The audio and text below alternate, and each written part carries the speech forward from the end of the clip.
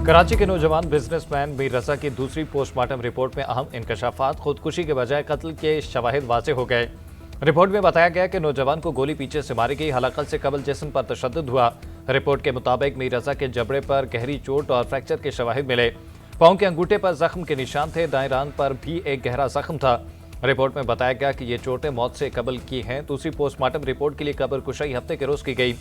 कब्र कुशाई और शवाहिद इकट्ठा करने का काम पुलिस सर्जन समिया सैयद की सरबराही में मेडिकल बोर्ड की ज़रिए निगरानी हुआ। कब्र कुशाई के दौरान 17 सैंपल्स को महफूज किया गया था। शवाहिद जमा करने में 1 घंटे से ज़ायद का वक्त लगा। सैंपल हासिल करने के बाद मीर रजा की दोबारा तदफीन कर दी गई। जो तस्वीर में नजर आ रहा था वो बॉडी में सामने आई कि उसको यहाँ ठोड़ी के ऊपर एक इंजरी हुई थी। दूसरी चीज, उसकी आंखें का एरिया इतना कंप्रेस और धसा हुआ था कि जैसे उसके चेहरे और आंख के ऊपर शायद कोई गैर कुदरती मवाद डाला गया है। उसके माथे के ऊपर चोट का निशान था, उसकी नाक पे यहाँ पे चोट का और यहाँ इस तरफ से फ्रैक्चर है। मेडिकल रिपोर्ट में कत्ल से पहले मीर रजा पर तशद्दुद साबित हो गया। कत्ल से पहले जिस्मानी तशद्दुद के वाज़ेह शवाहिद मौजूद हैं। गोली कमर से लगी, सीने से बाहर निकली। गोली के असरात पसली तक आए हैं। मामले के असर नौ तफ्तीश की जाए। मीर रजा के वालिद के वकील जबरान नासिर की गुफ्तगू। कहा, पुलिस हुकाम दवाहिकीन से कह रहे थे कि वो मान लें कि मीर रजा ने खुदकुशी की। हमें तफ्तीशी टीम पर एतमाद नहीं, नई तफ्तीशी टीम तश्कील दी जाए। पुलिस अहले खाना को हरासा भी करती रही। वालिद मीर हसन ने कहा कि मेरे बच्चे के कातलों को सामने लाया जाए। हमें मालूम नहीं किसने कत्ल किया, लेकिन पुलिस को सब मालूम है। हमारे बारे में गलत बातें फैलाई गई, कोशिश की जा रही थी कि हम चुप हो जाएं। हमें कत्ल का नहीं बता रहे, हमारी किरदार कुशी की जा रही है। मीर रजा केस में तफ्तीश के लिए बनाई गई तहकीकाती टीम को हटा दिया गया। DIG crime and investigation Aamir Farooqui की सरबराही में नई तफ्तीशी टीम कायम। एसएसपी सीटीडी इरफान बहादुर और एसपी इन्वेस्टिगेशन कुरंगी कैस खान शामिल। एसपी इन्वेस्टिगेशन सेंट्रल और केस का तफ्तीशी अफसर भी कमेटी का हिस्सा। फैसला मीर रजा के वालिदैन और वकील के एतराज के बाद किया गया।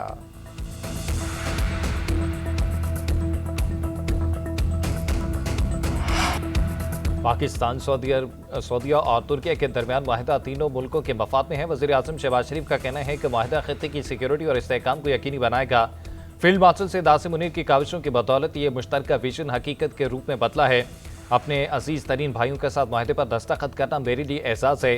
तुर्क सदर रजब तैयब एर्दोगान का कहना है कि दिफाई माहिदा किसी मुल्क के खिलाफ नहीं, अमन के हामी दीगर ममालिक भी माहिदे में शामिल हो सकते हैं। माहिदे की दस्तावेज सिर्फ हक़ दिफा का अज़्म दोहराती है। सऊदी वज़ीर ख़ारजा ने अपने बयान में कहा, तीनों मुल्कों के दरमियान ये दिफाई पेशरफ्त इलाक़ाई अमन को फ़रोग़ देगी। खित्ते पर माहिदे के मुस्बत असरात मुरतब होंगे, इससे आदमी ताल्लुकात मुतासिर नहीं होंगे। पाकिस्तान, सऊदी और तुर्की के दरमियान माहिदे का तारीखी संग मील। वफाकी दारुल हुकूमत में तीनों ममालिक के परचमों की बहार, शाहराहों पर डिजिटल फ्लैक्स भी अवेजा। वज़ीर आज़म शहबाज शरीफ, फील्ड मार्शल से दासिम मुनीर, सऊदी वली अहद मोहम्मद बिन सलमान और सदर तुर्किया तैयब एर्दोगान की तस्वीर लगाई गईं। रात के बाद खूबसूरत चरागा अहम इमारतों को सजा दिया गया। पाकिस्तान, सऊदी अरब और तुर्की का मुबैन मक्का दिफाई माहिदा खुशआइंद है। इस्लामी ताबन तंजीम OIC का माहिदे का खैर मकदम। सेक्रेटरी जनरल का अहम स्ट्रेटेजिक इक़दाम की मुकम्मल हिमायत का इज़हार। OIC के सेक्रेटरी जनरल का कहना है कि माहिदा खित्ते और पूरी मुस्लिम दुनिया में सलामती और इस्तेहकाम की हिमायत के लिए एक बुनियादी सतून की तश्कील करता है। ये माहिदा बढ़ते हुए सिक्योरिटी चैलेंजेस का मुकाबला करने की मुश्तरका अज़्म का आकाश है। बहरीन का भी 3 बरादर ममालिक के दरमियान होने वाले माहिदे का खैर मकदम। बहरीन की वज़ारत ख़ारजा के मुताबिक माहिदा खलीज ताबन काउंसिल के इज्तिमाई दिफाई निज़ाम को मज़ीद मौसर बनाएगा। वज़ीर आज़म शहबाज शरीफ सऊदी अरब का सरकारी दौरा मुकम्मल करने के बाद वतन वापस पहुँच गए। शहबाज शरीफ ने अपने दौरे के दौरान उम्रे की शहादत भी हासिल की और मस्जिद नबवी में रोज़ा रसूल पर हाज़िरी दी। नायब वज़ीर आज़म फील्ड मार्शल से दासिम मुनीर, वज़ीर दिफा ख्वाजा आसिफ अताउल्लाह तारड़ और मुआविन ख़ुसूसी सैयद तारिक फातमी वज़ीर आज़म के हमरा थे। सदर आसिफ अली जरदारी से वफाकी वज़ीर दाखिला मोहसिन नकवी की लाहौर में मुलाकात। सदर मुमलिकत और वज़ीर दाखिला के दरमियान मुलाकात 2.5 घंटे तक जारी रही। मुलाकात मारूफ सनतकार और साबिक चेयरमैन एप्टमा गौहर एजाज की रिहाइशगाह पर हुई। मीटिंग में मुख्तलिफ अमूर ज़ेर गौर आए। गौहर एजाज के साथ कुछ दीगर कारोबारी शख्सियात भी मौजूद थी। मुलाकात के बाद सदर आसिफ अली जरदारी बिलावल हाउस रवाना हो गए। अगर कोई हमसे लड़ाई चाहता है तो लड़ाई छेड़ ले। पाकिस्तान पीपल्स पार्टी के पास तमाम जमहूरी और आनी ऑप्शंस मौजूद हैं। हम एहतजाज करना भी जानते हैं। बिलावल भुट्टो जरदारी का सोशल मीडिया पर पैगाम। कहा, पाकिस्तान पीपल्स पार्टी ने हमेशा कौमी मफाद को खैर मकदम रखा।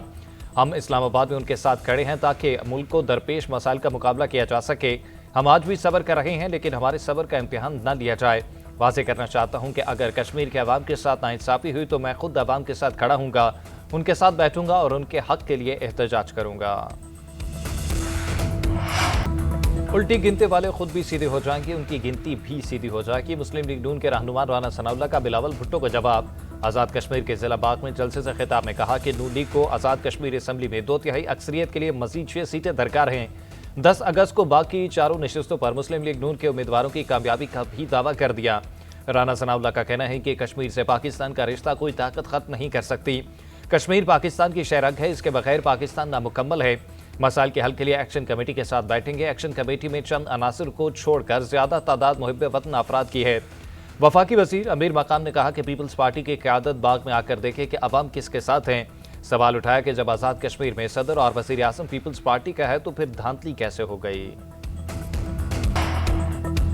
آزاد کشمیر قانون ساز اسمبلی کے انتخابات کے تیسرے مرحلے کی انتخابی مہم ختم ہو گئی۔ ضلع باغ کے تینوں حلقوں LA14، LA15 اور LA16 میں پولنگ کل ہوگی۔ LA17 حویلی میں بھی انتخابات ہوں گے۔ تیسرے مرحلے کے انتخابات میں آزاد کشمیر کے موجودہ وزیر اعظم فیصل ممتاز راٹھوڑ بھی میدان میں ہے۔ 2 سابق وزرائے اعظم سردار تنویر الیاس اور سردار عتیق بھی قسمت آزما رہے ہیں۔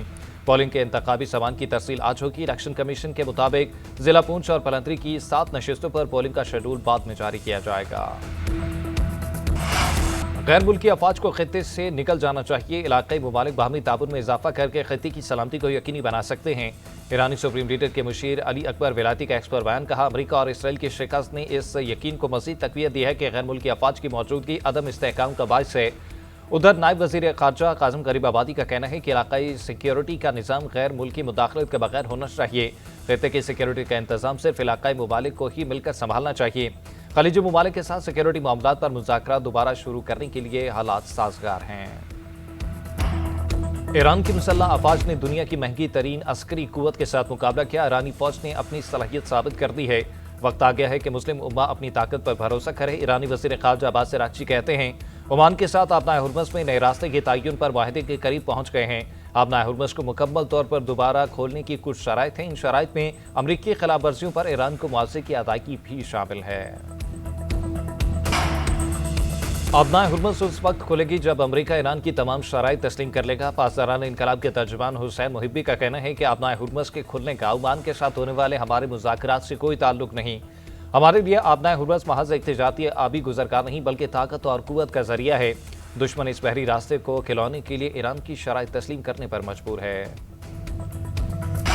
دشمن میزائلوں سے ہمیں نہیں جھکا سکتا۔ مسلح افواج نے دشمن کو اپنے عزائم میں کامیاب نہیں ہونے دیا۔ موجودہ حالات میں قومی اتحاد ملک کا سب سے قیمتی اثاثہ ہے۔ ایرانی صدر مسعود پزشکیان کا کہنا ہے کہ جنگ میں سب سے بڑی تشویش امریکی حملے نہیں بلکہ عوام کی معاشی صورتحال کی بہتری ہے۔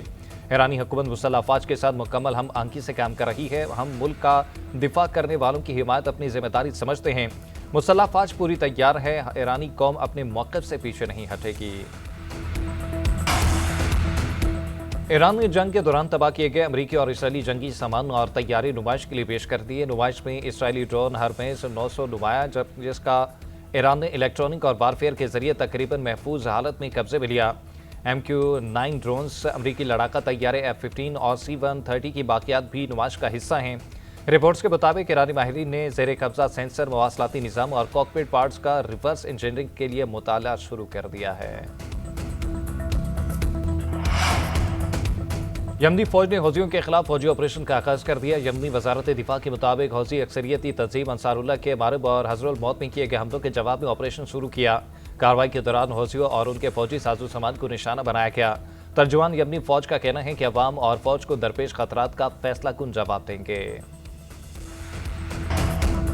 خیبر پختونخوا کے علاقے ہنگو میں بھارتی اسپانسرڈ 7 دہشت گرد ہلاک۔ فائرنگ کے تبادلے میں 27 سالہ کیپٹن حمزہ اکرم شہید ہو گئے۔ ہنگو میں دہشت گردوں نے مسجد میں پناہ لی اور دہشت گردی کے لیے مسجد کو استعمال کیا۔ ادھر بلوچستان میں جاری آپریشن رد الفتنہ 3 کے تحت بھی 3 دہشت گرد مارے گئے۔ کمبیلا اور عاصم آباد میں 4 دہشت گرد زخمی بھی ہوئے۔ 12 مشتبہ افراد کو حراست میں لیا گیا۔ جوانوں نے 68 مربع کلومیٹر کا علاقہ دہشت گردوں سے کلیئر کرا لیا۔ صدر مملکت، وزیر اعظم اور وفاقی وزیر داخلہ کا سیکیورٹی فورسز کو خراج تحسین۔ حکومت سے مذاکرات میں ناکامی کے بعد گڈز ٹرانسپورٹر نے ہڑتال شروع کر دی۔ کراچی گڈ ٹرانسپورٹ کیریئر ایسوسی ایشن سمیت دیگر تنظیموں کی جانب سے بھی حمایت کا اعلان۔ सेक्रेटरी केजीसी नदीम अख्तर का कहना है कि हड़ताल की वजह से रोजाना की बुनियादों पर अरबों रुपए का नुकसान होगा, जिसकी जिम्मेदारी हुकूमत की होगी। बंदरगाहों समेत दीगर मकामात से मजीद कोई लोडिंग नहीं की जाएगी।